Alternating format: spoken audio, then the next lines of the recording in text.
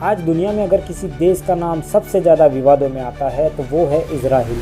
एक ऐसा देश जो सिर्फ 1948 में बना, लेकिन जिसकी कहानी हज़ारों साल पुरानी है। एक ऐसा देश जिसकी वजह से मिडल ईस्ट में कई युद्ध हो चुके हैं, और एक ऐसा देश जिसके बारे में दुनिया में दो अलग अलग राय है। कुछ लोग इसे यहूदी लोगों का ऐतिहासिक अधिकार कहते हैं, तो कुछ लोग इसे फ़िलिस्तीन की ज़मीन पर कब्जा मानते हैं। लेकिन असली सच्चाई क्या है? इजराइल आखिर कैसे बना? यहूदी लोग कौन हैं? और फ़िलिस्तीन के साथ विवाद क्यों है? ये सब कुछ जानेंगे आज की इसी वीडियो में। तो चलिए वीडियो को शुरू से शुरू करते हैं। सबसे पहले समझना ज़रूरी है कि यहूदी लोग कौन हैं। यहूदी सिर्फ एक धर्म के लोग नहीं हैं, यह एक कौम, एक संस्कृति और एक पहचान भी है। यहूदी धर्म को जुडाइज़्म कहा जाता है। ऐतिहासिककार के अनुसार यह दुनिया का सबसे पुराना धर्मों में से एक है। इसकी शुरुआत लगभग 4000 साल पहले मध्य पूर्व के इलाके में हुई थी। यहूदी लोग एक ही भगवान में विश्वास करते हैं। उनकी पवित्र किताब को तौरा कहा जाता है। यहूदी परंपरा के अनुसार उनके पूर्वज हजरत इब्राहिम थे। इसी कारण यहूदी लोग अपने आप को इब्राहिम की संतान भी मानते हैं। इसकी राजधानी थी यरूशलेम। यरूशलेम यहूदियों के लिए बहुत ही पवित्र शहर है। यहाँ एक बहुत बड़ा मंदिर बनाया गया था जिसे सोलोमन का मंदिर कहा जाता था। लेकिन इतिहास में कई बार इस इलाके पर बाहरी ताकतों ने हमला किया था। सबसे पहले बेबीलोन साम्राज्य ने हमला किया। 2600 साल पहले बेबीलोन की सेना ने यरूशलेम को नष्ट कर दिया, मंदिर तोड़ दिया गया और हजारों यहूदियों को कैद कर कर बेबीलोन में लाया गया। कुछ सदियों बाद इस इलाके पर रोमान साम्राज्य का कब्जा हो गया। 70वीं ईस्वी में रोमान सेना ने यरूशलेम पर हमला किया। शहर को पूरी तरह से नष्ट कर दिया गया था। दूसरा मंदिर भी गिरा दिया गया। इसके बाद बहुत सारे यहूदी को वहां से निकाल दिया गया।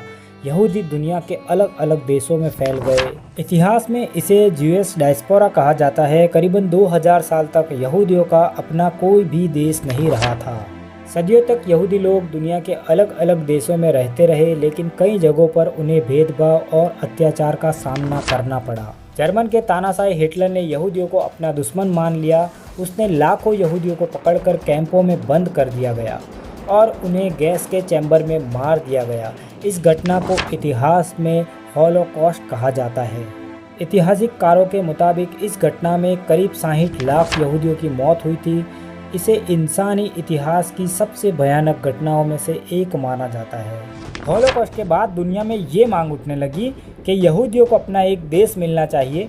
उस समय यह इलाका ब्रिटेन नियंत्रण में था। यहाँ यहूदी भी रहते थे और अरब लोग भी रहते थे, जिन्हें आज फ़िलिस्तीन कहा जाता है। 1947 में यूएन ने एक योजना बनाई।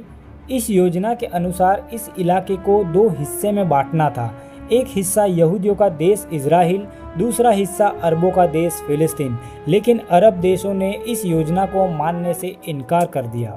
14 मई 1938 में इजराइल ने खुद को एक स्वतंत्र देश घोषित कर दिया। लेकिन इसके सिर्फ एक दिन बाद 5 अरब देशों ने इजराइल पर हमला कर दिया। मिस्र, जॉर्डन, सीरिया, लेबनान और इराक। यह था पहला अरब इजराइल युद्ध।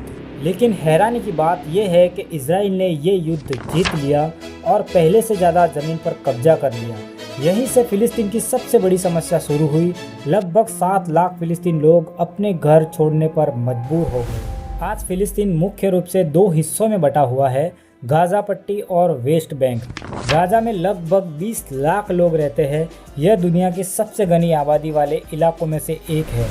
यहाँ एक संगठन का नियंत्रण है जिसका नाम है हमास। इजराइल हमास को एक आतंकी संगठन मानता है। अब सवाल आता है, ईरान इजराइल का दुश्मन क्यों है?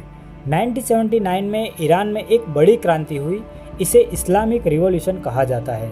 इसके बाद ईरान की नई सरकार ने इजराइल को अपना दुश्मन घोषित कर दिया। ईरान का कहना है कि इजराइल ने फ़िलिस्तीन की ज़मीन पर कब्जा किया है, इसीलिए ईरान हमास और हिज़्बुल्लाह जैसे संगठनों को समर्थन देता है।